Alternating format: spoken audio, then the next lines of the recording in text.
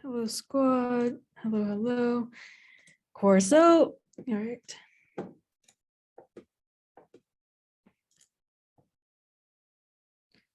Chat. Cool.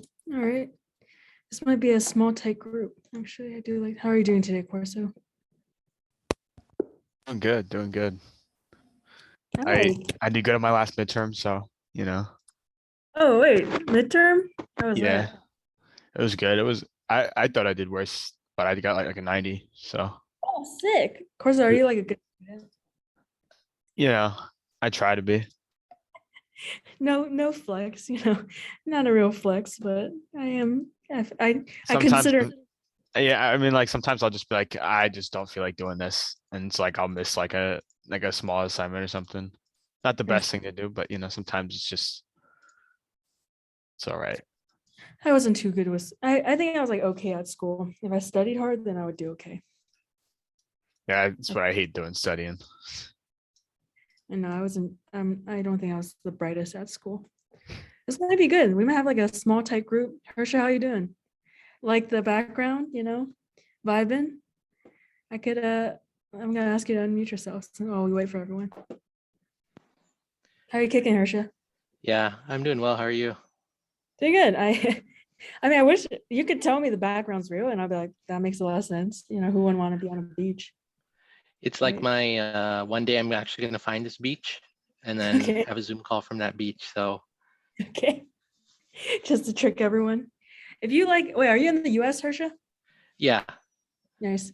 If you like really nice beaches in the US, I'm from Florida. There's this area near like the Panhandle, and it's called Navarre. And I think they're rated like top 5, whitest, like best beaches in the US. So it's wow. not that vibe. I think that feels more Hawaii, but if you want another scenery, those beaches are really nice. I'll keep that in mind. Okay, sounds good. Thanks for chatting. I didn't mean to put you on the spot like this. All right, Brant, how are we doing? How are you doing, sir? There you go. I don't think I can. I mean, I would love if this is like a small tight group. Then I think people are joining, but we'll go. Omri, how are we doing, sir? Okay. I like how everyone's like unmuting their, camera. I mean, it's not unmuting, starting there. David, good to see you, sir. Okay. Quick question. Everyone here, if you don't have a MetaMask, say yes. Do you have a MetaMask? Yes or no? Let's just start with that question. How about that? No? Okay. Help me type it in the little chat box you should see that like in your options below, you should see a little chat box function. Do you have a MetaMask? Yes or no? Yes. Okay. Yes. On. No. Okay. Perfect. So given that we look somewhat split at a 50-50, and this is a really small group, I want those who don't have a MetaMask to walk away with one. All right, that's going to be, the core of today's session. And then from there, we'll open up the floor. We can ask anything else. I like small groups because that gives us a lot of time to get to know each other and you be as selfish as you want with your questions. So if you already have your MetaMask, you can tune out for the first 40 minutes or come back in later. But I want to make sure those who don't have a MetaMask get set up. And then we want to be really thorough in today's session and my session about vigilance in Web3. There's a lot of scams going on. A lot of big projects are getting scammed. A lot of notable individuals that have been in Web3 NFT space have been scammed. And we need to talk about that given that it's just the wild, wild west. And, if you lose something, there's no one to call for help. Okay. All right. So a little bit about myself. My name is May. I'm the head of community and content here at VeeFriends. I've been with Gary for the last 4 years of my life. I started with him on Team Gary V. So if you know Gary, and you know of his brand Gary V, he has a content team called Team Gary V behind him. It's a team of 20 plus people. And I was the head of content on that team before I transitioned over to VeeFriends when we launched back in May of 2021. As you can see next to me or somewhere on the screen, you'll see Nick Corso. Nick, say hi. How's it going, guys? I'm the Discord manager for VeeFriends. I haven't been with the team as long as May, but loving it. And yeah, I'll be moderating the chat, answering questions if you guys have anything, and dropping the important links. Nick is a very talented individual. He knows a lot about the game. I myself am not a day trader of NFTs. I bought a couple, I let them sit, and it is what it is. But Nick is very in the weeds of day-to-day NFT life. So he will be a good person to reach out to if you want to start like NFT flipping or you want to just know what the current landscape is. He's your guy. All right, cool. So let's go and get started. I will walk through this with everyone. I'm just going to share my whole second screen. All right. Everyone, you can see my screen. What I would like to share is one, if you were able to find this link, it might have been from the Zoom link itself. I'm going to go and drop this spreadsheet with you. This is our Road to Series 2 public schedule. Why did we create this course? It is because VeeFriends Series 1 launched back in May of 2021. VeeFriends Series 2 is launching in April of this year. So we're not that far away. I think we have like 2-3 weeks max before the drop of Series 2. So Gary gave us a order. He said, onboard as many people as you can, utilize the team. We've, put a group of, I don't know, like 5-6 staff to run these courses. And today is the last session of this week. So we've been doing this for the past 6 weeks, as you can see on this dandy schedule. Anything grayed out means it's over. You can see that some of them we'll go with, there's the week, who led it, and then the details of each session, also the presentation used in each session, and then the recordings of each session. So most of it is very, very similar. So you don't have to watch all of them. Just by being here at this one, you'll get most of the information that every other instructor has been using. But the reason why I want you to have this public sheet is because we still have 2 more weeks. With Series 2 coming out, we'll have 2 more weeks. We update this every Friday or Monday. And then you can just like use this to your own leisure. Omri, he said hi earlier. Omri said hi to everyone again. He's been here since probably week 1. I don't know, Omri, I don't know how much you've learned, but if you want to share with everyone here, I think it's a good spot for everyone here to be if you want to learn about VeeFriends and Series 2, which is dropping in April. So today is the last session. We are going to be talking about how to set up a wallet and whatnot. But I think week 7, week 8, we're going to go really heavy on Series 2 and how do you actually buy a Series 2? There's a lot of components involved, and it's a lot to learn. Like I, myself and Corso, we've been doing this for close to a year at this point, but every day we're learning something new. This space is so new. I think there's so much upside. You being here means a lot to us and to yourself. Like you showed up, you want to learn something new. You want to be at the forefront of this technology, and I think it will lead to a lot of massive opportunities. And I vibe with everyone here. If you're here, that means you're open-minded and you want to learn something new. And this hour, like me and Corso, we're all yours. Be as selfish as you want. Everyone's muted right now just because I need to get through the presentation. But if you have any questions, use the chat. Corso will answer any question you may have. And that's why we're doing this. Okay, so you have the schedule. In the schedule, you can click on this dandy row 35 all the way over, row G, actually, row 35, column G. You can click on this materials in session.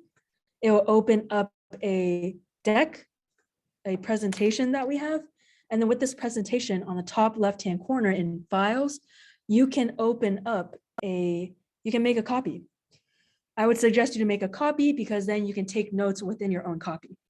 The current version that you see, you cannot take any notes because it is view only. But once you create your own copy, you can make your own notes and just like log things in real time as you get more familiar with what we're doing here.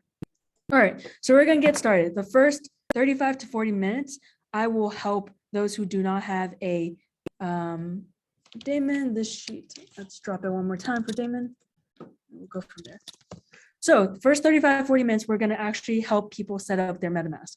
If you've already have your MetaMask, feel free to tune us out for the next 40 minutes and then just jump back in when we are gonna go to Q&A and we can answer any questions you may have. Sounds good? Okay, but if you don't have a MetaMask, this session, I want you to walk away with one. Okay, so how to buy your first NFT. So we have to start with the question of what exactly is an NFT. NFT stands for non-fungible token. You may hear people call NFTs tokens at times. Not all tokens are NFTs, but most likely than not, we say within VeeFriends, we have a collection called Book Games. We don't call it, we call it Book Games tokens versus Book Games NFTs, but it means the same thing, okay? On top of that, non-fungible tokens are unique digital assets, and they exist in a variety of industries, from digital art and virtual real estate to collectibles, gaming, and more. The reason why Gary's so bullish on NFTs is because it isn't anything new. It's just a technology that will definitely make people's lives easier in the long run. So for example, something to note here is if you are from the US, you have you could have, I think most people have a vaccine, COVID-19 vaccine card. Mine, I'm from Florida, so they only gave us a piece of paper. It's cardboard material and it's getting really, really flimsy, right? It's getting all bent up. How do I know this is going to last me for the next however many years we're in this situation? I don't. I might be able to rip it. I might get water on it and it's doomed. But with NFT technology, NFTs actually create a digital version of such material that can then be authentic, indivisible, unique, transferable, ownership, provenance. Now I think transferable, up to debate on this material, but transferable is important in the long-term thinking of NFTs. So why would that be so much easier than a piece of paper? Is because then you don't have to destroy it. If I need to, let's say I dropped this at home, or I didn't have it with me, someone could transfer it to me to make sure I had it, right? So NFT isn't anything new, but it's a very clear-cut way of representing digital ownership of something you own, okay? Another cool example that I know of is, and Gary talks about this example, is of selling and buying houses.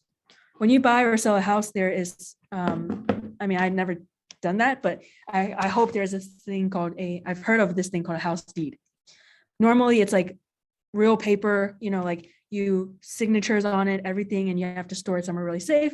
And let's say you have to, if you needed it, you might have to drive it somewhere and bring the physical copy with you, right? But with NFTs, you can actually then create those house deeds on the blockchain. The blockchain is made up of thousands and thousands of computers that create a public ledger. So everything that's done on the blockchain can be viewed. So with that technology, that is what allows the NFTs to exist and become authentic, indivisible, unique, transferable, proof of ownership and proof of provenance. A third example before we move on is this startup in Brooklyn.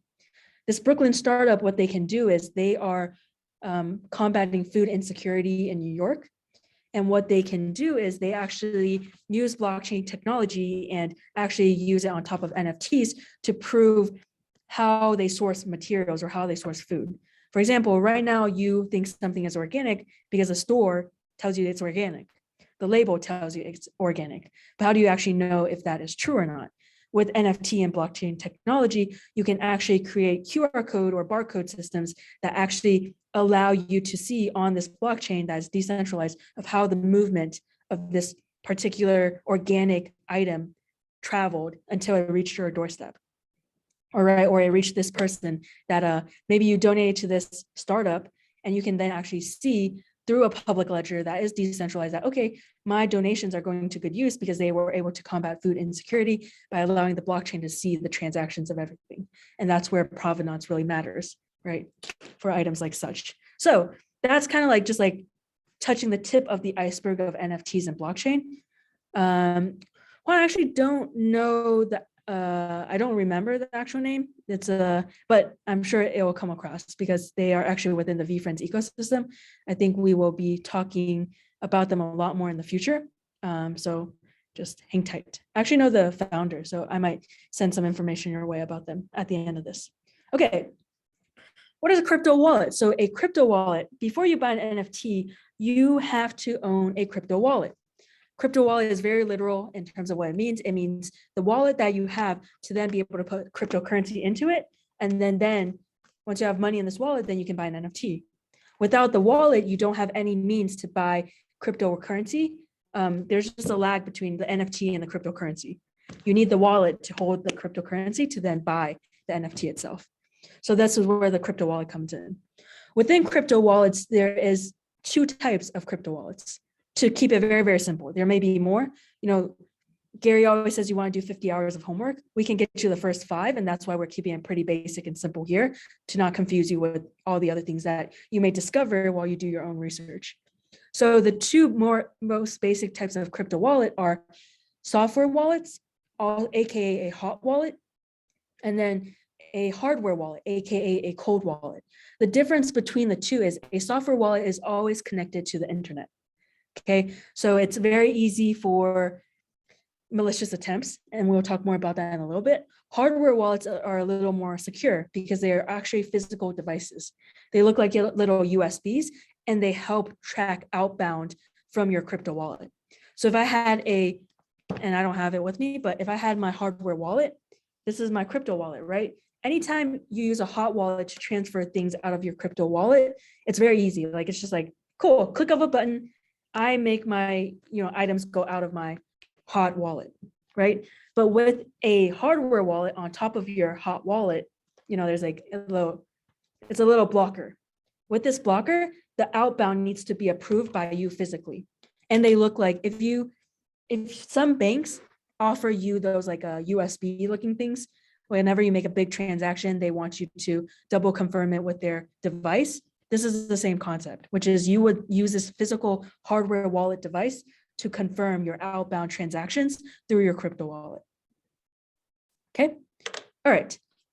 Last but not least, with a crypto wallet always comes a secret phrase, aka known as a seed phrase as well, but it's mostly known right now as a secret phrase. This secret phrase is like your social security number. It's like your bank PIN. You will never share this out. If you do, you lose everything in that crypto wallet. And this has what's been really devastating about the NFT space in general is scammers are very intelligent. They social engineer to map to what you like, to make you trust them, and then they take away everything you have. And it's been a rough journey if you have been in the space to see that happen time and time again. So cool. So with that said, we're going to move on to what are some popular hot wallets. The hot wallet that we're going to help everyone set up today is called Metamask. Metamask is the most popular type of hot wallet.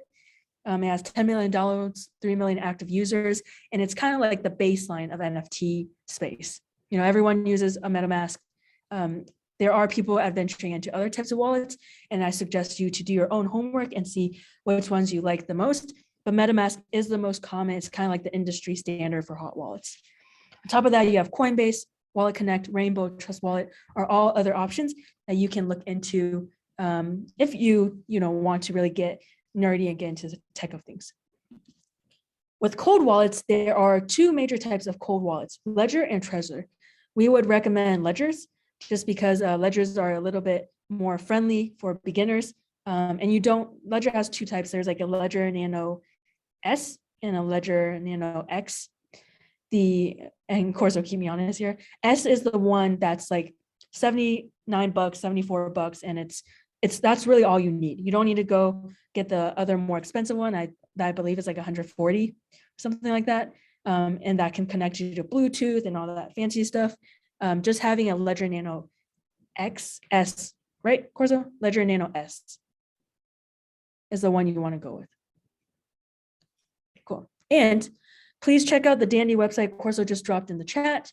In Web3, there are a lot of fake websites. What they will do is, here, if I type this out, this will probably look no different than what Corso just shared with you. And please don't click on what I'm about to type. I'll just space it out so you can see it. Oh, actually, 1 second, sent it. All right. Sec.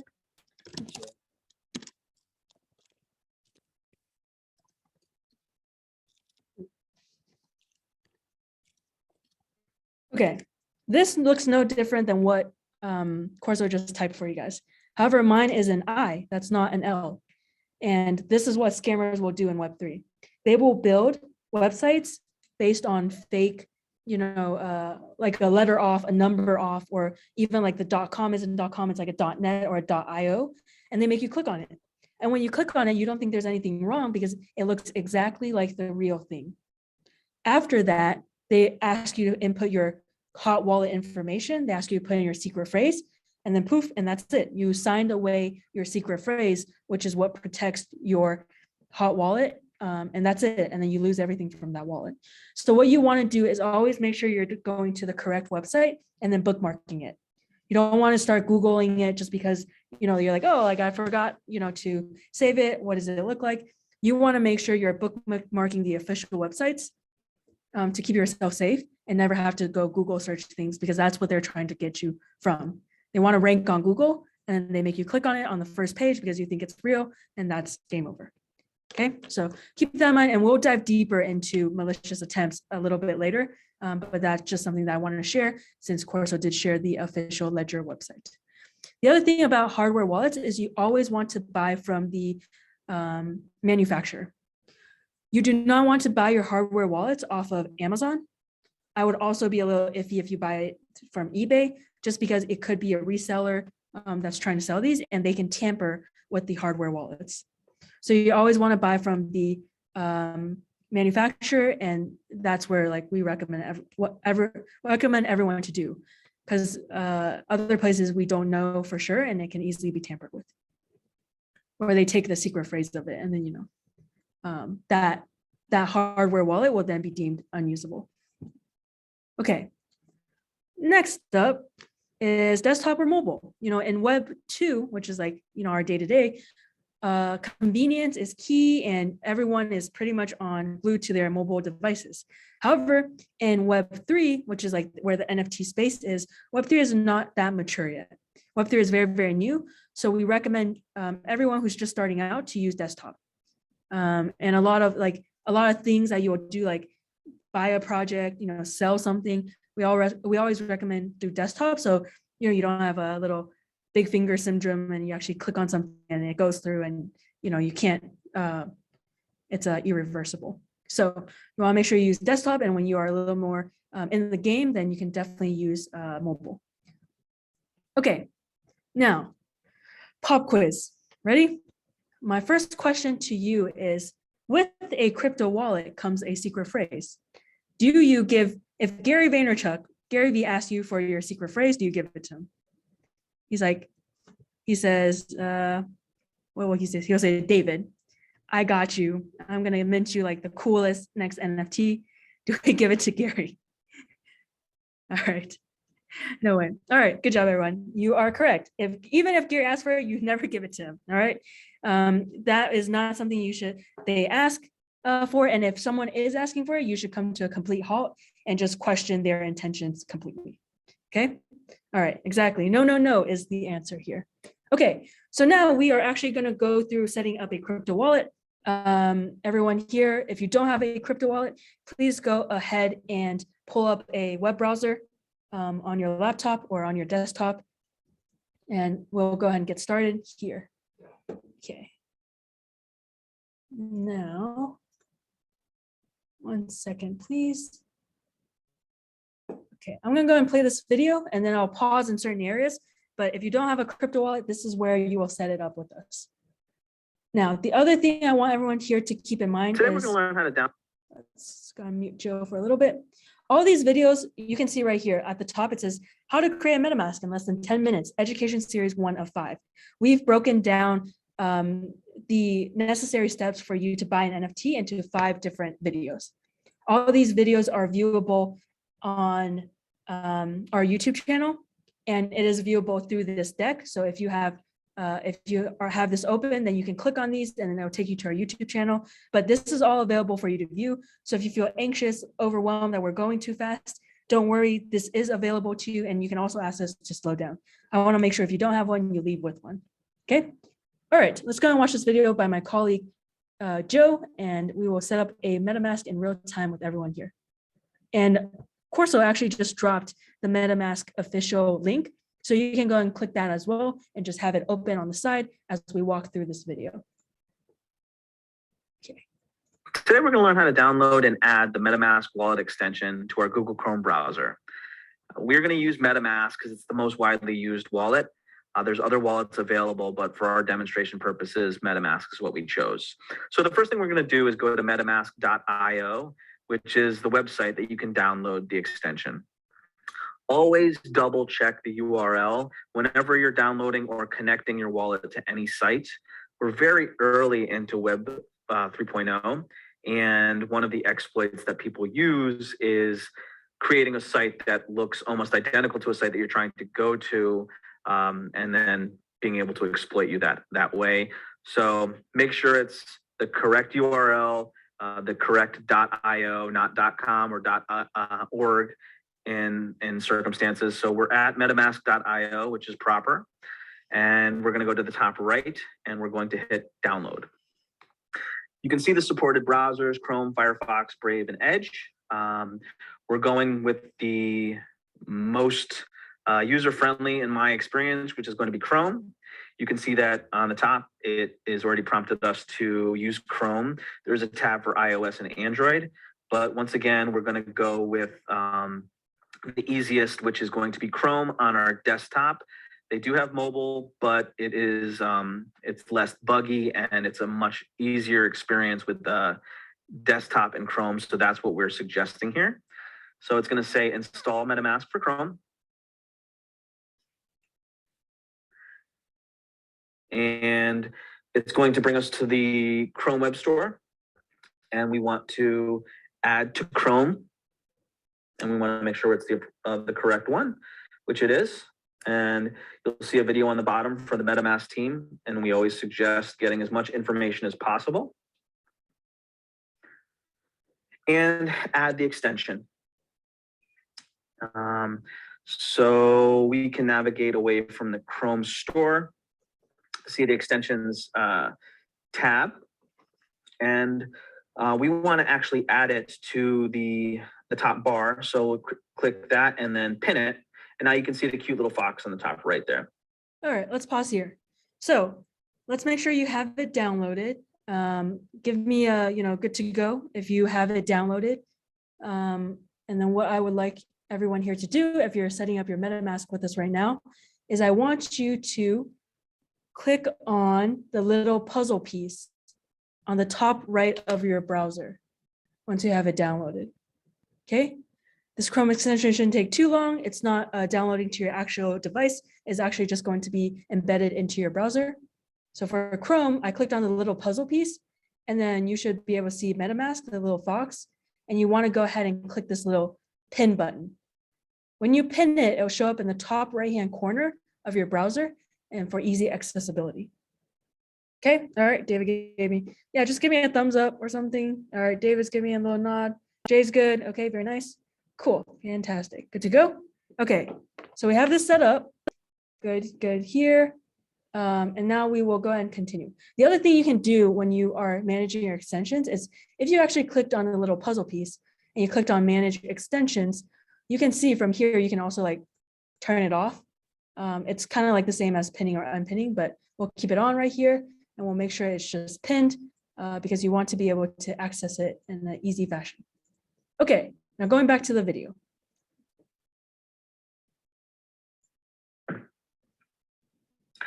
So once we click there, we want to open up the MetaMask site, and you'll be able to see that we go to MetaMask and that we can get started. But first, check out that the fox will follow our mouse. So get started. And here you have two options. We're going to use yes, let's get set up. That's for someone with no wallet or anything like that. The other option, no, I already have a secret recovery phrase, is if you've already set up a wallet, which for our purposes, you have not. So let's get started. Let's get set up. Help us improve MetaMask. I would read through this, do your own research. It's not going to be giving your information, exposing you in any way. So I clicked agree, but check it out and read it yourself. We'll create a password. And with this password, I want you to write it down on a piece of paper. I don't like to keep my passwords or recovery phrase on my computer. We'll get to that in the security section, but let's click that and move forward. So now that we have this password, we're going to go to secure your wallet here. So let's take a little bit of time to talk about what a secret recovery phrase is. It's a 12-word phrase that is your master key to your wallet and your funds. So I can't stress how important the secret recovery phrase is. Everyone wants it. Every scammer is going to be trying to get it. You might hear seed phrase. It was called seed phrase before secret recovery phrase, but it's basically the same terminology. So you're going to be writing this down on a piece of paper, not keeping it on your computer because it can get exploited. And I'd write it on a couple of pieces of paper and put it in a couple of different places. And then you would want to watch this video and read the information on this little tab. But I want to stress how important it is. It's your bank information, it's your social security number. It's if they have access to your wallet and your seed recovery phrase, they have access to everything in your wallet and all your NFTs, all your funds, and hopefully all your NFTs are going to be valuable and precious to you. So we want to make sure that you're as safe as possible. And let's hit next. So secret recovery phrase, once we click here, for our purposes, we'll show it because this is just kind of a test. But once we click this, it shows you the 12 words, the holy grail of your password. So make sure you write this down on a piece of paper a couple of times, exactly in the order that it is. If you lose this, you lose everything. And if you give this up, you give up everything. So I'm hoping that I am stressing this enough for you. We want to write this stuff down. We're going to need that, but some tips on the right. Store this phrase in a password manager. Like I would not do that. Write this on a piece of paper. I would do that. Memorize this phrase. I have people that memorize it. Just be careful. If you memorize it, you might be quick to use it. So you always want your brain to always know if someone asks for that, you want everything to come to a screeching halt. But here, let's confirm it exactly how we saw it on the page before. And I'll take this time to continually stress how important the secret recovery phrase is. So always make sure that you're keeping it safe, please. We will talk about it in security, but like pretty much no one will ever ask you for your secret recovery phrase. A website will not ask you. So if any website does, even if it's Firefox, there's potentially an exploit there. Everything should come to a complete halt in your mind, and you want to reset and make sure everything is safe. Never give it up. So congratulations. Cool. So as you guys set this part up, I know you're writing it down, you're making sure that you are repeating it back to the Metamask website because they want to make sure you have it right as well. Just double check your letters. Even one letter off, you will not be able to log back in. So you want to make sure every letter that you have written down is correct on your piece of paper. We do not advise you to store this in your notepad or on your devices because one, for exploits, two, is because if you actually don't write it down and your computer crashes, you lose the secret phrase. And then you can then never access your NFTs.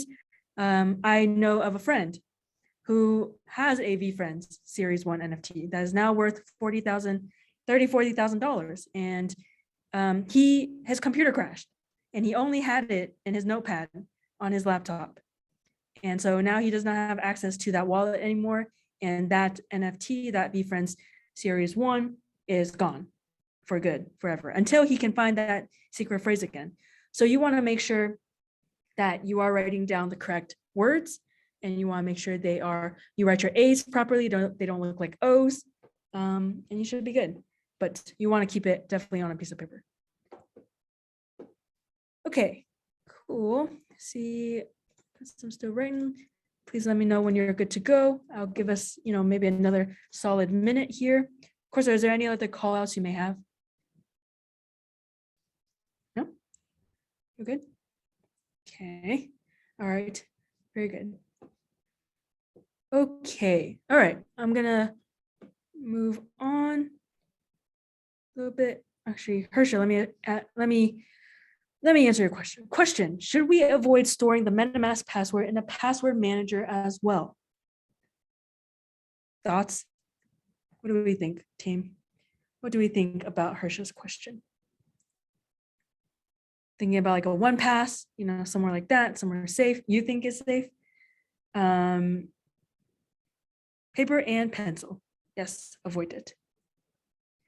Yes, I do think you should avoid it because you are putting your trust, you're putting valuable assets of yours and your trust into another system, and then you can't blame them if they become exploited for, knock on wood, they don't. But again, like there's been a lot of big institutions in Web3 that have been lost millions of Ethereum, Bitcoin, because of how new the technology is. And 1Pass, or these kind of password managers are Web2 based, but I would say just to give yourself peace of mind, I would say paper and pencil. And I would then put it in your house, leave one at your parents' house or best friend's house, or maybe not best friend, but somewhere that you deem safe. Okay, we're gonna go and finish this video. If you need us to slow down, please just type it out. We are more than happy to slow down for everyone. Okay, thank you, Herschel. So congratulations, you've downloaded and added the extension to Google Chrome. You've done it. You now have a wallet, and we're very, very proud. So read through all the information, and we want to click I'm done here, and then we'll go check out the wallet a little bit. So it's just saying what's new. They're talking a little bit about where transactions are easier to read.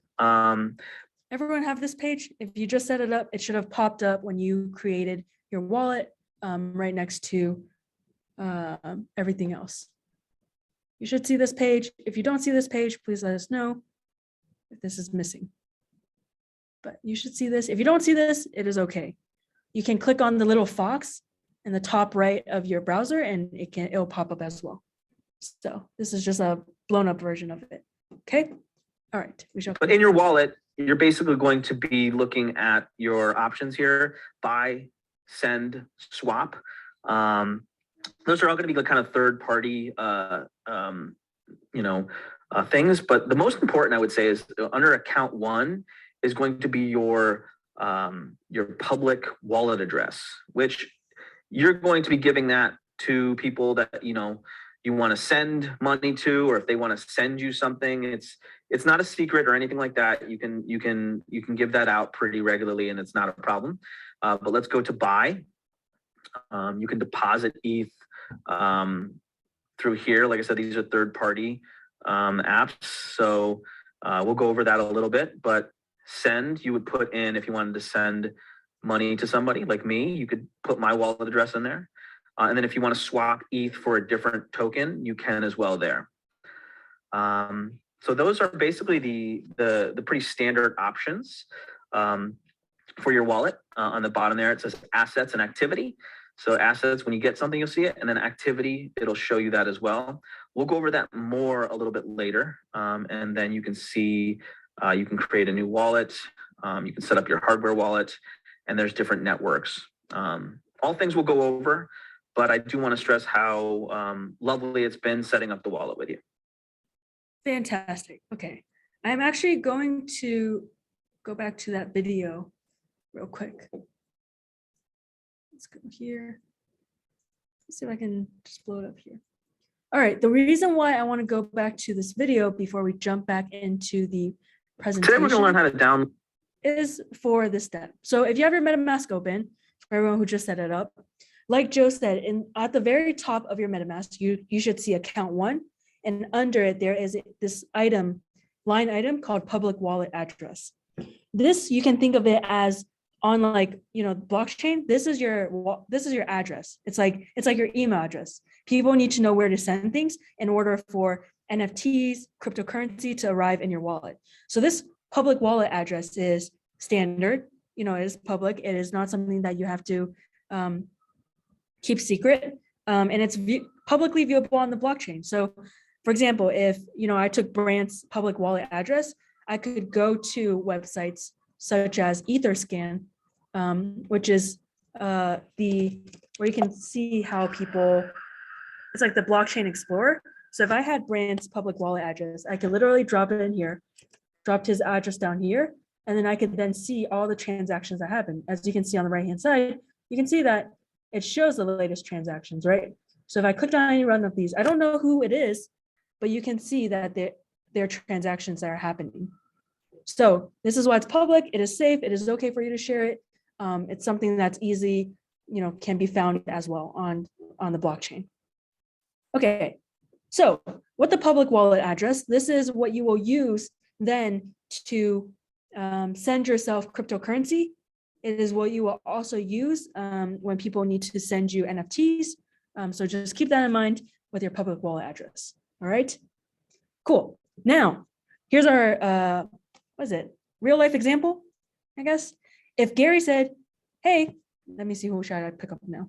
I should pick on, I'm gonna pick on Jay because I can see Jay too.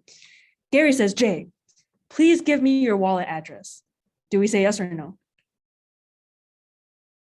Yes, okay. All right, are we thinking? See, okay.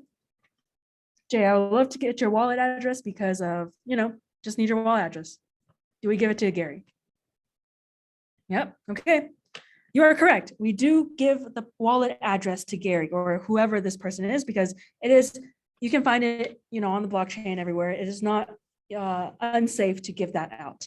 However, in malicious vigilance studies that we're going to do later on, there are these things, or there are NFTs that strangers can drop into your wallet that can potentially be dangerous. So we will talk about that when we get there. Okay. So those who did not have your wallet set up, please give me a yes or no. Do you have your wallet set up now? Just want to make sure that, the steps were clear. We got set up. Brent, you set it up in real time with us? Or you had it? You had it? Nice. Very good. Good. All right, Craig, amazing job. David, proud of you. Okay. All right. Oh, that's okay. That's okay, Christine. You can definitely watch it again. This is available to you. No worries. It will take you 5 minutes, but I would suggest you do it after this session because I just don't want you to forget, I'm gonna get your foot in the door and then the rest is up to you, but don't forget is where I'm coming from. Okay. All right. So now that you have your MetaMask set up, there is, you need to now know, where do I get the cryptocurrency, right? I need to put money in my wallet. How do we do that? We can do it through exchanges called, just like crypto exchanges. Popular ones are Coinbase, PayPal, Gemini, Binance. These are all viable options. I've also heard of crypto.com. There are a lot of different exchanges out there. We go with Coinbase just because it's widely used. A lot of users on it. It's highly, I guess, verified, and I just feel safe using Coinbase. There are other ones, I just don't know of them. So for me, I would suggest Coinbase because I've used it and I felt good about it. The UX UI is really easy to use as well. And you can definitely watch these videos at your own leisure later. But what I would say for exchanges is they have a drawn out period for you to transfer or exchange fiat money into cryptocurrency. The reason why this is important, and you might look at this chart right here, and you can say, hey, like 3 to 5 business days isn't that bad. Like that's how long banks take sometimes, or I don't know.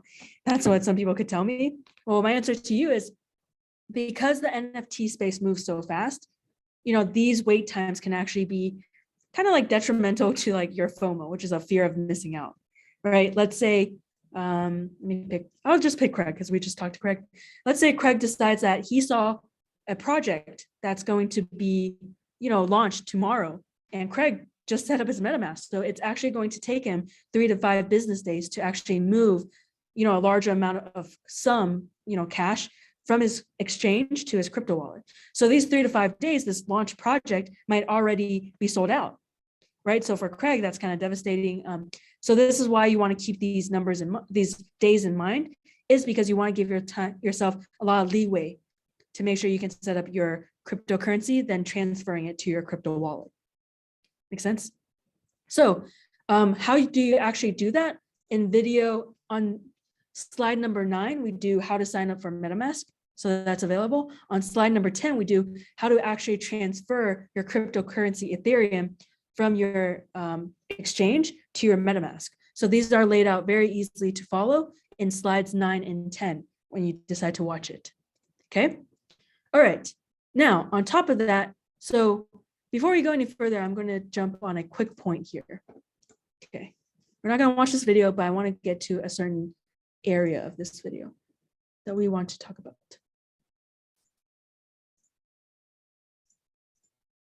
Okay. So in NFTs, I don't know if this is all on Web3, but in NFTs, there is this fee called a gas fee. Here, Coinbase calls it a network fee, but it's normally called a gas fee. A gas fee is associated with all transactions as an add-on cost. Gas fees are non-negotiable. They're kind of like taxes, like they're always there, and they act like Uber surcharges. They fluctuate every 15 seconds. So right now it could be $20. In 5 minutes, it can be $2,000. There's a lot of fluctuation there that can happen. David's like, it's like, oh, holy cow, like $2,000. Correct. There's a big fluctuation in this and it updates every 15 seconds. In the deck, we actually have a link to a website that tells you what gas fees are in real time. The reason why it fluctuates so much is because it acts like an Uber surcharge. It is what is needed to push your transaction through the blockchain to make something happen. Okay, so the more demand there is in the system, the more cost it takes for something to go through. So that's why there is the fluctuation. So normally if there's like, I don't know, like 1,000 projects going on at once, then, you know, the cost of entry will then be very, very high for a transaction to go through. Now, so cool. You learned about gas costs, like, okay, like it's always there. May talked about it. Great. Real life scenario question. Let's take Mark. Let's say Mark decides to buy a project at launch. When you first buy a project at the launch point, it's called a mint. That's kind of like a keyword that people use in NFTs.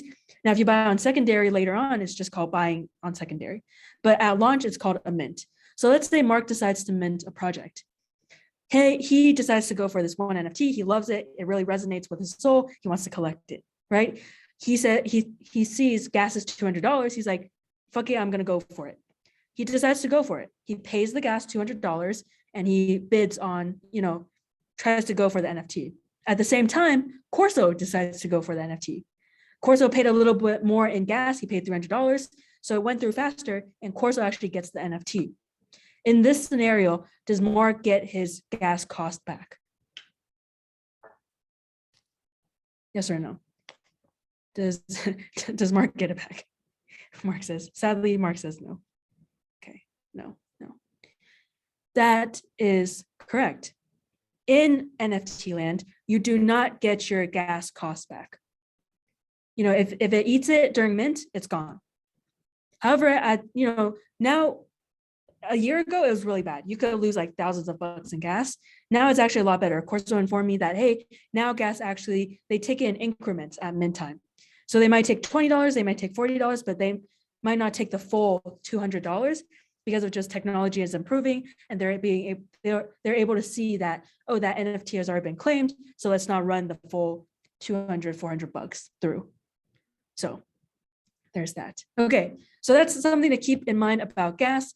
And when you think about gas, it's always there. You're going to lose it. It's a lot of grocery money. I know a lot of gas money, but you cannot get it back. The other thing I would like to cover while we talked about everything is with your little Metamask or any type of crypto wallet, as we talked about earlier, there is that public wallet address, you know, right here. You can see it. It always starts with 0x, so on and so forth. It's a pretty long, lengthy public address. So you always want to copy and paste it. You never want to type it out. The reason why you don't want to type it out is because any wrong letter, any wrong number in this wallet address will send your funds, your NFTs to the wrong place. In NFT land, there is no reverse button, meaning if you send something to the wrong place, it's gone. And there's been a couple of instances of this in our community. So you want to make sure that you're always copy and pasting, not typing it out, because there's no retract button in Web3 and NFT land. So if it's gone, it's gone. Okay. Or you meet someone really nice and they give it back, but that's hardly the case. Okay. So that's that. That's about public wallet address. That's about gas. That's kind of what you need to know, at the high level. And so you would want to watch, these videos starting, we finished video number 1. Video number 2 on slide 10 is how to add Ethereum into your crypto wallet, or sorry, 9 and 10, these videos I would like you to watch in your spare time. Slide 12 is how to buy an NFT. So let's talk about this. In NFTs, after you buy a mint, you're like, okay, I want to sell it now because I got it at a cheap cost, because usually mint is pretty cheap. It's like the cheapest that you will be able to buy a successful project is at the beginning, right? Then afterwards, you're like, okay, it's now at 2 ETH instead of 0.07 ETH. I would like to now sell it. You would sell it on OpenSea. OpenSea is the largest secondary market of NFTs. You can think about it as the eBay of NFTs. OpenSea.io is the correct link. You don't want to go to any other one. You want to make sure you're going to OpenSea.io, because this is where a lot of trickery is happening, is through people trying to create fake OpenSea websites. So OpenSea.io is where you want to go. You can explore, you can browse different features, and you can see projects that are verified means, they are verified. So VeeFriends is a verified project. So if I typed in VeeFriends, we might see some fake collections at this time. It's looking pretty good. We don't have that many fake collections. So you always want to click on verified projects to see that these are the real ones. And this is VeeFriends, created by Gary Vee. You can see there's like the verified check marks here. And this is series 1. Okay. So OpenSea is definitely where you can explore. You can look at different projects and just kind of get a taste of what's going on right now. Okay, cool. So that's the eBay of NFTs. Now, going back to our little deck, let's talk about, let's talk about like what actually is a crypto wallet. We will take Hitman as our example. Hitman buys his first NFT. He's super excited now. He's like, cool, where can I see it? Is it in my crypto wallet? Well, your Metamask isn't necessarily a wallet. It's not, in that terms, it's not a wallet. It's more like the key to a door. Everything you own is public on the blockchain. Oh no, I think I just froze. You guys hear me okay? Oh, perfect. Okay, that's good. So your MetaMask is the key to a door. It's not necessarily a treasure chest or anything like that. It's really that key to allow you to make transactions, for you to sell, to buy items on the blockchain. Everything on the blockchain is still visible to everyone, but it's just how that's the key, the utility to allow you to make the transactions and actions needed in the future. So just think about it that way. So everything stored, every NFT you buy is public. People can see it. I can look up Brand's address right now, and I could see all the NFTs he owns. But there are other options on OpenSea. OpenSea is just one of many secondary marketplaces. There are other secondary marketplaces out there. One's on the rise. There is one called Looks Rare. They have some incentives when you sell on their platform. And there are other ones like Rarible that focus on different aspects. But OpenSea definitely has the biggest market share in NFT land right now. Okay, now after you watch, how to actually set up, get crypto money into your crypto wallet, and then actually buying your first NFT, the last video in the series that I would like you to watch is how to set up a hardware wallet. Hardware wallets do not, aren't bulletproof. You can still be scammed if you give away, like the permissions on your hardware wallet. But this video is a very good video to watch. It's, close to an hour long, and it actually takes you step by step in setting up a hardware wallet. The reason why I think you should set up a hardware wallet, it's an extra line of defense. There's a lot of mistakes that can be had, and just by having this extra line of defense gives you a little bit more peace of mind. Okay, all right. Now let's talk about scams and vigilance in Web3. It's such a big thing, it's hard not to cover it. So let's talk about things that you may see come across your door. The easiest things you will see come across your door are email scams. Email phishing scams, they create urgency. They look exactly like something that the team could send out, right? Right here, Gary is saying, the sender is Gary. Gary says, time for Series 2 VeeFriends today, right? They created that urgency. You should reply with your wallet address. You should click on this link. You should connect your wallet here. This is, there's only 20 left. Make sure you get it done. These urgencies make people, click fast, but that's how you lose it. VeeFriends, as of now, we will never send you any information about minting or, like clicking on certain links to make you go connect your wallet to something. Not at this time. We know there's too many scams going on, so we are not doing it at this time.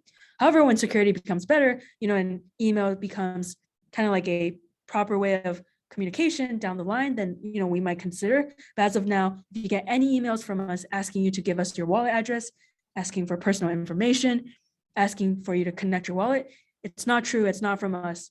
Just block it and call it a day. It's just any other email scam that you've seen before. On the right hand side, you can see Gary Vaynerchuk saying, awesome, click on this link. That's not Gary. Gary's account is verified, and Gary's account is at Gary V everywhere.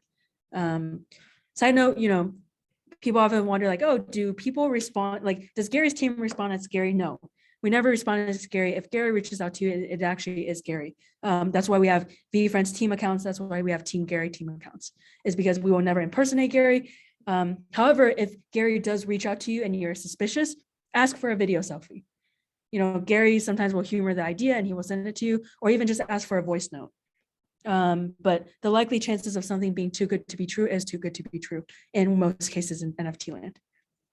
The bottom one, you can see it has 15,000 followers. It's VeeFriends token. This could be the actual VeeFriends account DMing you. It is not. VeeFriends, we are known as @VeeFriends across all social media platforms, and we are verified across all social media platforms. So we will not reach out to you. It is believable because they have 15,000 followers, but this is not us. And we would never reach out to you in this fashion and tell you to go mint something. More fake news is they will actually, the reason why this is a little bit more believable is, one, they take information from public announcements that we put out and they kind of glue it onto their fake email. But what's more believable at the bottom is they actually say, oh, this is from 10 Hudson Yards, the 26th floor in New York, 10001. That is actually our address. That is where VaynerMedia is located. This is where we are located, and they were able to get that. So if you knew about VaynerMedia and you knew about, oh yeah, we are located in Hudson Yards area, you might believe this, but this is also false and fake. Okay, cool. All right. And the quickest way for you to be like, is this true or not? If you have like even that doubt, is head over into our Discord. Discord is very overwhelming. GaryVee.com/Discord, lowercase. That is our Discord. You can reach out to any staff through our Discord and just say, hey, is this real? And we will respond to you. We have, 20 volunteer admins that they want to do this, want to keep you safe, and they will verify for you, fake or not. So feel free to do so, and they will keep you safe. The other thing, I can foresee, a couple of months from now, when everyone here becomes NFT experts, you might start discovering things like Gary's wallet, because everything is on the blockchain. It is public. For example, if I went to Gary's wallet, I would go to Gary V. And what I would do if I was someone that wants to, make it in NFTs and find cool projects early on, is I would say, what is Gary owning? What is Gary, what is his activities? Well, if I go to activities, I can see this is Gary's activities, right?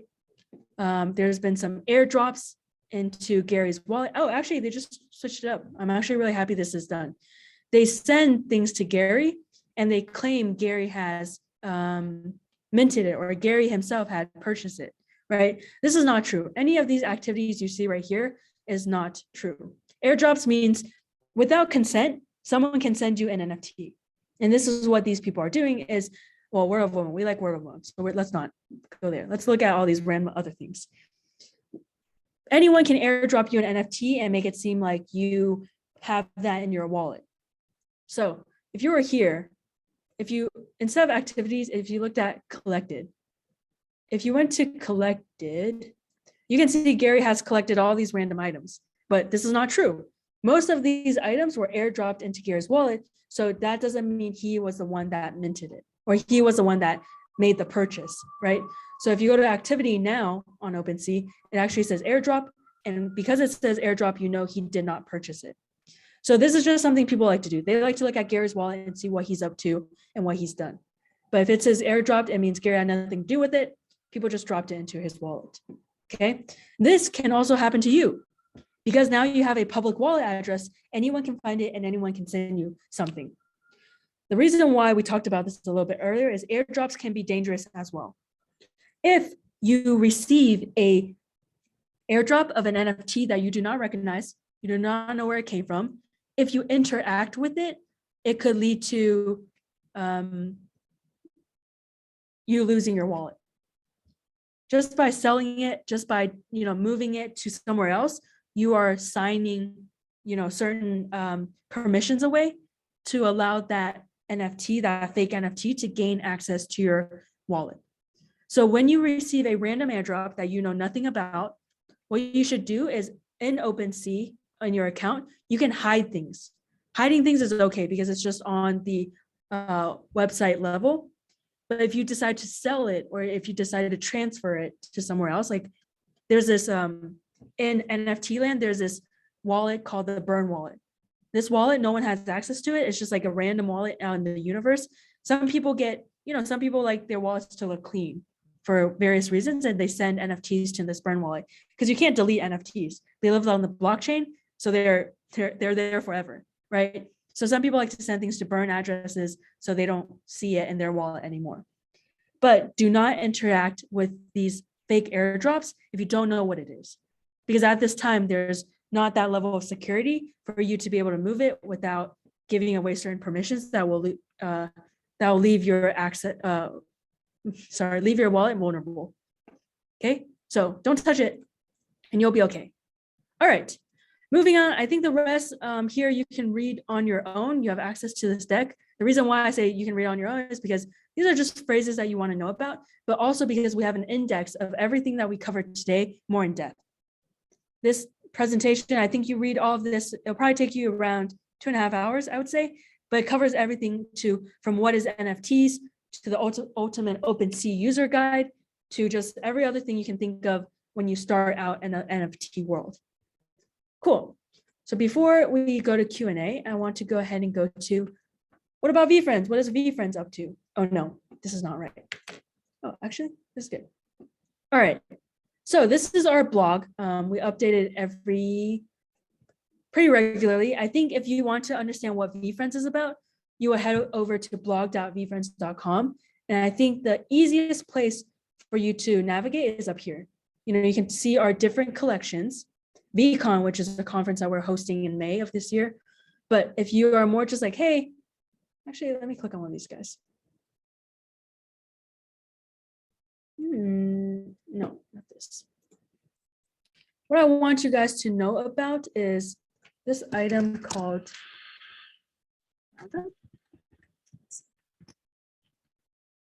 hang with me guys for 2 seconds. Okay. All right, anyways. Okay, well, the reason why I'm taking you guys to the blog.veefriends.com, if you want to understand VeeFriends and you say, May, you guys put out way too much content. Gary's always bombarding us with like way too much information. How do we stay sane and just like spend 10 minutes on VeeFriends and know what the scoop is of that week? We put out this series called the VeeFriends Roundup. We create this blog post every Friday at end of day. It's a roundup of everything that happened in that week. So if you just keep up with the VeeFriends Roundup, you'll be good to go. You'll know what has happened. You'll know, what we've been up to, and you'll be most up to date with everything that's happened in VeeFriends land. On top of that, if you actually wanted to explore Discord, within the VeeFriends Discord, there is this item called the Gary V message tracker. It's a bot that actually tracks everything Gary has said in our Discord. Okay, so I'm gonna actually pull up my Discord right now so you can see. I will warn you, if you've never been on Discord, it's very overwhelming. It's not a friendly place to be. David's like, oh God, like I got in there, like it's crazy. Right. Discord is very, very overwhelming. And that's why I'm like blog.veefriends.com. Honestly, if you just follow our blog.veefriends.com, you'll have everything you need. You don't really need to adventure into Discord. But if you do, because you want to hang out where Gary hangs out, let's go here. I will show you. So this is our server. You're not going to see as much stuff as I see because I am an admin in the server. So it looks way, way overwhelming, right? And it takes forever to load. Okay, so the only things, if you were to navigate Discord, the only things you really have to pay attention to is one is announcements, which is where I'm at right now. Announcements is where we put out all of our information. And the other thing you would want to keep track of is Gary Vee message tracker. This is where you can see everything Gary has said in Discord to just understand what he's saying, when he's active and whatnot. So these are the two places I would say you can hang out if you want to, just for the most up-to-date information, right? Cool. All right, back to here. The reason why we are here is because, let's see. Actually, all right. There's this blog post on our blog.veefriends.com called VeeFriends Collection. We break down everything within the VeeFriends universe. So it's like a one-stop shop. Series 1 launched in May 11th of last year. We sold out. Now you can buy on secondary, but the cost is, I think the floor is around 15, 16 ETH. The floor is basically the cheapest you can get a VeeFriends Series 1. Within, like VeeFriends Series 1, there is a certain type of token called a Go token. I know it's spelled GO, so that should be Goo, but Gary calls it a Go. These are Gary originally owned tokens. They have a specific type of stamping on them. It's like a little star and says Goo on them. So it's just a type of branding that we have. If we don't go like way too deep into this, I want to go to Book Games. Book Games was a series it's the collection that we launched January of this year. And there's 125,000 tokens that were gifted to individuals who bought Gary's book during a limited promotion period. There's 125,000 of these tokens, and we use it a lot in Series 2. So if you are interested in Series 2, you will want to study up on Book Games to understand what's going on. Last but not least, Series 2 is coming out in April of this year. The price point of it is going to be less than $1,000 in US and ETH, but you also want to account for gas fees, right? Because we just talked about it. So not only do you want to prepare around $1,000, but you also want to attach maybe another $200-300 for gas to make sure that you are ready for this. It does not get you access to VCon, but the price point is a lot lower, and it's our way of letting others who didn't get into Series 1 get into Series 2. Okay, now let me see if I have a little, what good here. If we were to talk about Series 2 with a simple graph, I would go to this huge alpha on VeeFriends Series 2, and I'll make sure it's in the deck so you can access this very easily. You don't have to click around. But down here is what we're looking at. Let me blow this up. Okay. VeeFriends Series 2, the supply is going to be 55,555. Friends list mint, that's kind of our pre-sale area. That's going to have 32,000 of the supply. After that, VeeFriends Series 1 holders will hold 10,255 of it. So that's some of the only VeeFriends Series 1 holders get. Public mint, which is available to everyone, that will be 10,000 supply, and anything that wasn't used in the pre-sale mint will be moved to the public sale. And then on top of that, there's going to be 15 new characters introduced in Series 2, and that supply is 3,300. Okay, so this is kind of like the supply breakdown. The order and the flow of everything is going to look like, let me see. Okay. I'm not going to click back, but basically the flow is we're going to start with the friends list first.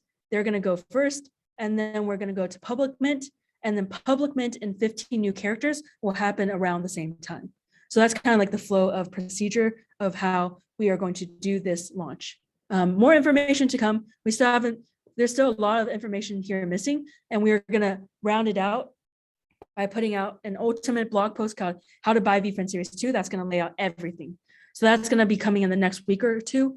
So you can look out for that blog post when we have it. That'll give you the complete breakdown for you to not feel confused. Right now, we're just putting bits and pieces as we get closer to Series 2. Okay, I've said what I said. That was a lot of talking, and now I want to hear from everyone here. So, all right.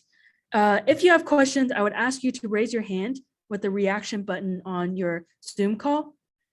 You click on the little reactions. You should see little emojis, but under it, there says raise hands. If you have a question, please go ahead and raise your hand. I'd love to answer them before we close out the night. And thank you all for being here. Okay, Herman, go ahead. Hello? Herman, check, 1, 2, 3. Oh, how do I get into the friends list? Great question. So in order for you to make it onto the friends list, you will need to own Book Games tokens. And we have like blog posts about this. So let me go ahead and share my screen one more time so you guys can see this. So the friends list is the pre-sale, right? So everyone wants to be here because what does the pre-sale actually mean? If I go back, I'm going to go put you on mute because I feel like I can answer your question here, given I can't hear you on mic. Thank you. All right, so friends list. All right, so this is, what is the friends list? Friends list is a pre-sale that allows individuals to have 12 and a half days to mint series 2, okay? Let me go down here. I have a little graph, I think. Okay. In order for you to make it to the friends list, you need to own Book Games tokens. They are available on Token Trove, which is the secondary market for book games, because and why is it not OpenSea? It's because Book Games is a layer 2 token. NFT, it's not layer 1. OpenSea hosts layer 1. I know I'm talking like, I'm throwing some really big terms at you guys. I know it's going to start sounding confusing, but just bear with me, okay? And we have all these like clearly written down in blog posts, so you will be okay, okay? So if you buy Book Games tokens, what that allows you to do, it enters you into a random selection. Out of the 125,000 tokens that exist in Book Games, we are only selecting 32,000 of those tokens to be eligible for the friends list. Once you make it to the friends list, aka the pre-sale, you will then have 12 and a half days to pick when gas is the cheapest to then mint a VeeFriends Series 2 NFT. The reason why I say you can buy when gas is the cheapest is because the token, when you buy a VeeFriends Series 2 at under $1,000, they are going to be random. You won't know what you're going to get because we're randomizing it, and you're going to have a one-of-one artwork, which means no artwork will be the same when you purchase this. Okay, so it will be randomized and you won't be able to see what you purchased until everything is over. And then we will then unveil all the series 2 characters and what you own. Okay, so you will want to get on the Book Games token. Like if you want to join the random selection, you will need to do so with the Book Games tokens. Then on April 5th is when we announce which Book Games tokens made it onto the friends list. And then at a certain time, we have not announced it yet, you'll have 12 and a half days to mint before the general public sale. And then the general public sale will happen at 4 on April something date. Okay, Campion, me too. I'm like, can I be on the friends list, Gary? And he's like, no, you got some Book Games tokens. So that is where I'm at with series 2. All right, I'm gonna go ahead and stop sharing. Okay, now, Damon, go ahead and unmute yourself.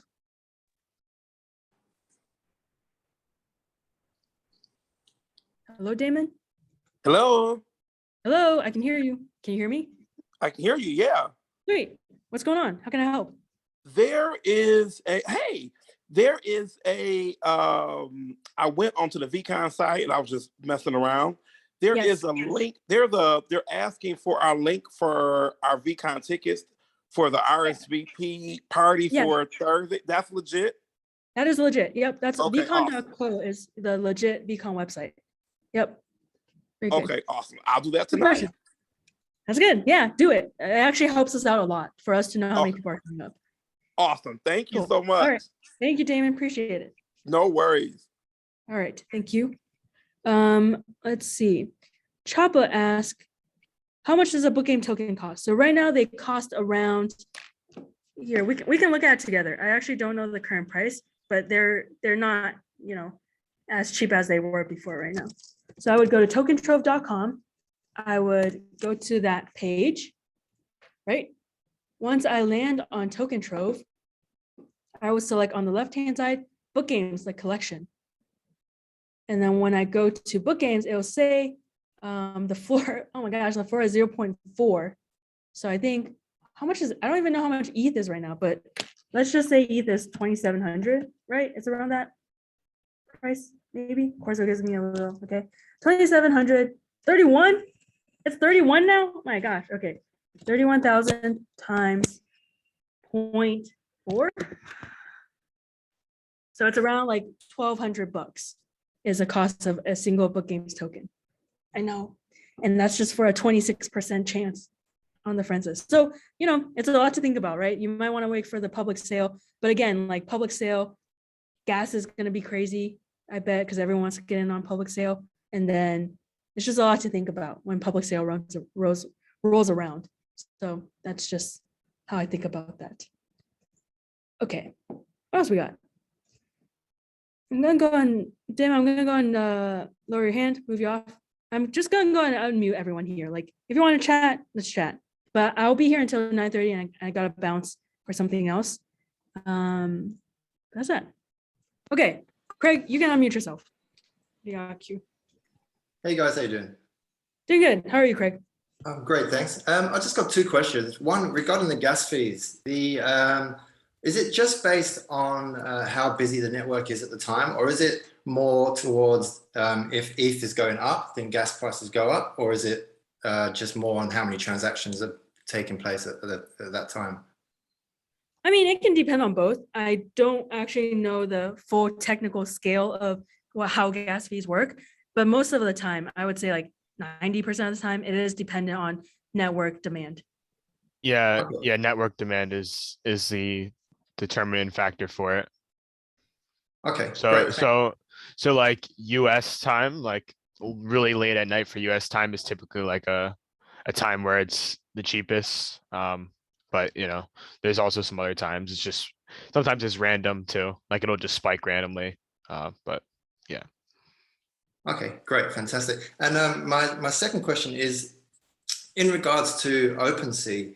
Are the verified accounts the only way to go, or are there some benefits perhaps with going with account which is unverified currently, or are unverified accounts all bad? There is some benefits there because, in order for you to get verified on OpenSea, you have to meet certain requirements. So it is harder for smaller projects to get verified right away, right? So there is some leveling there. But if you've listened to Gary talk about NFT, he says 99% of the NFT projects are going to fail. It is, and that's true because like once everyone in the world understands NFTs, who's to say when Coca-Cola comes in or when Adidas comes in or Apple or, all of these, big companies or big personal brands, like if Justin Bieber has his own project, but like, a lot of people with a lot more resources are going to come in. They have a lot stronger infrastructure to make sure that their project succeeds. So then with that in mind, like, there's only so much demand, right? And if the supply is like so big, you're going to look for the projects that have a strong infrastructure behind it. So, like the reason, and for you to then say, how do I find the next Bored Ape, which Bored Ape currently is like the most popular project, everyone, and they've executed like very, very well. It's very, very hard because there's, it's one Bored Ape out of millions of projects that have launched so far, right? Amazing. No problem. And I think, and like for me, I'm like, cool. Then if you choose projects, you want to look for who's actually running them, right? Gary's Gary, right? This is, freaking, I'm sitting at, he's built a lot of companies and I'm actually at the office right now. Like a lot of people think like, I don't know if people still think this, but when I was a couple years ago, people thought he was like a motivational speaker. And that was like, he got so pissed when people would think he's a motivational speaker, when he actually has made like so many businesses and, like people don't know he, runs these big businesses, but yeah, you want to look for the jockey, not the horse, like whatever Gary says. He's like, look for the people in the project, right? So for Bored Ape, I believe their team was just like they had a very technical background. And then like when you look at Gary, he's a strong operator. So then you're like, okay, cool. Like, like who to trust when it's like that. And then you might look at like other projects like, oh, Justin Bieber started a project. What does he bring to the table that you think can then let his project run for the next 5-10 years? Right. So you got to think about like these dynamics when you look at projects to invest in, not financial advice. That's a great answer. Thanks a lot, guys. No problem. Thanks, Greg. Thanks for being here. Okay, AD or ADD, what's going on? Hi there. So while I was listening to you, I was trying to like sort of just try to buy like an NFT just to see what it would like, what it would ask me to. And so it keeps asking me every time to add some funds while I am on OpenSea, but connected to my wallet already. So I wasn't sure on why I am already connected on with my wallet on the OpenSea. And so Yes. why does it have to ask me to put in all of that information and to buy the funds again? How much ETH do you have in your MetaMask? I have my Coinbase right now open. I have, so it's Canadian dollars, 135, and it is 0.034 ETH. 0.034. Okay. So if I go, for example, try to buy something, like let me go back to that tab, it would ask me to add the funds. And then it would ask you to put in all the information, the address, the Yeah, we can take a let's take a look. We can like you can't share your screen here because there's so many people. I don't want you to have to do that. So let's connect one off, and then we can definitely do like a little office hour session and get you sorted. How about that? Of course. How does that work? Am I gonna Yeah, you can email me, may@veefriends.com. And then we'll after we hop off this call, I'll jump on another call with you and let's take a look. Thank you so much. Okay, I'm gonna email you now. My name is Abla, ABLA. Okay, thank you. I'll look Thank out you. for your email. Cool. Okay, thanks. All right, Hersha, what's going on? Yeah, when you're talking about the book games tokens, like you were mentioning something like, oh, that it's like a 1 in 4 chance. I didn't quite understand that. How is it like a 1 in 4 chance of getting to mint like a series 2? So because the supply of book games NFTs is a total supply of 125,000, that's all we made, and we're not going to make more. Like 125,000 is what we started with book games. With book games tokens, there's a mechanism that we built into the token called burning. When you burn a token, it means literally like you burn your token. Like if you had 5 of them, you burn 2 are gone. So that means you have 3 left. So with book games, the supply only depletes. It doesn't go back up. So the more times you have to use it for things in, like the VeeFriends universe, the less supply of book games tokens there is. So I think currently out of the 125,000, we're down to like 123,000 now. And within that total supply left, we are only picking 32,000 book games tokens to be on the pre-sale of Series 2. It is because the supply of Series 2 is a lot less than book games. So we can't fit everyone on it. So that's why it's like a random selection, is because you would then have to buy a book games, but you don't know if that book games token will actually make it onto the friends list because we're doing a randomizer on all the tokens. Yeah, that makes sense. Thanks. No problem. Yeah, cool. What else? What else you guys got for me? Cool. That's a lot. I feel like I just vomited all these words at you, and then now you have to go digest on your own. But that is NFTs for you. Okay. Craig, you got another question, or you just didn't put your hand down? Or I put it down for you? Hey, yeah, sorry. Yes. Yep. I did actually forget to put it down, but I do actually have another question. So Yeah. my partner, she works in an events company over here in Australia. And now that I'm starting to kind of learn about NFTs and things like that, I'm trying to think of ways that maybe I can give her some ideas to maybe help from business side of things, but I'm still quite new to everything. So is there any ideas or suggestions as to how a business could perhaps start to use NFTs to their advantage, especially in something like an events company? Absolutely. I think NFTs are, like a real way, it's a digital receipt. So in a lot of ways, for Gary, when Gary created Series 1, he wanted to build utility behind his NFTs, right? NFTs can just be collectible artwork, or you can build the utility behind it based on the smart contract of the coding that you put into this blockchain NFT, right? So for Gary, what makes sense to him is his most valuable thing is his time. So within VeeFriends Series 1, he said, okay, great. Normal VeeFriends tokens are all going to go have 3 years access to my super conference that I'm going to host for 3 years straight, which is VCon, right? That's what we're hosting. That's what we're leading up to. However, there's more rare tokens that he created that are for access to him. For example, we have this token called Gone Fishing. you go fish with Gary Vaynerchuk for 4 hours, right? So like, and for 2 times or 3 times out of 3 years. So That's he did amazing. that, right? So he did that because he's like, people want access to me, great, let me embed that in my tokens, so he can do that. However, you could use your NFT as like a membership, right? You can say, hey, great, hey guys, you know, my business is events planning, you said, Craig? Yeah, yeah. Right. So for events planning, you can then think of like, great, like how, if you own this specific token that my company produced, I will actually get you to the most exclusive events that my company puts on.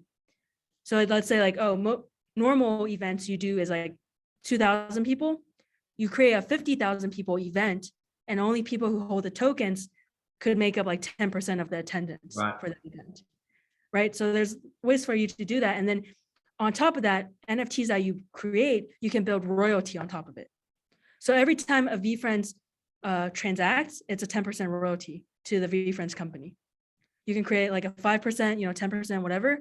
But if you create this, like NFT, then you can say, great, I'm actually going to build royalty on top of it. So for the events company, every time it trades hands to someone else, someone sells it, then the company gets 5% royalty or 10% royalty on top of it. That's fantastic. Thank you so much.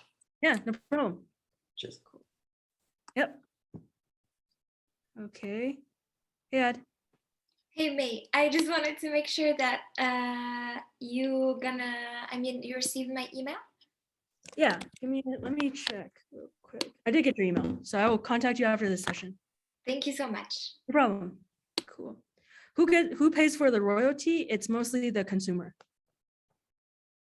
Consumer will pay for the royalty for the product. Yeah. And that's why, like, there are still ways to get around with it. So let's say you do create the NFT, people can still say like, oh, let me just trade NFTs, right? Then that bypasses platforms and their royalties. So that happens a lot too. It's just part of the nature of the market right now. But trading is very dangerous. If you want to trade, just be very, very cautious that you think of the worst possible outcome, right? Because if you trade it, you don't get it back, and they might not get you what you were promised. So just think through that aspects as well if you were to trade something. Cool. All right. Nice. All right, guys. So everyone here has let me drop this down one more time. Make sure you bookmark this. This is the public schedule. We will have 2 more weeks of, sessions. So I always welcome everyone to come back once you do your own homework. You're like, man, I have this question. I don't really know how to get it answered. Like, and if you have the free time, I would love for you to bounce back in here when we create the other sessions. If not, you can always join the VeeFriends Discord. We have a lovely 300,000 plus community, and everyone's super friendly and down to answer any questions you may have. So you can always go that route as well. It's great. Great seeing everyone here. Thank you for being here. I hope you have a blessed rest of your day, and have fun with your NFT journey. Just don't get scammed. I would be very sad if you came to this class and you got scammed. All right, cool. Have a good night, everyone. Talk soon. Bye-bye.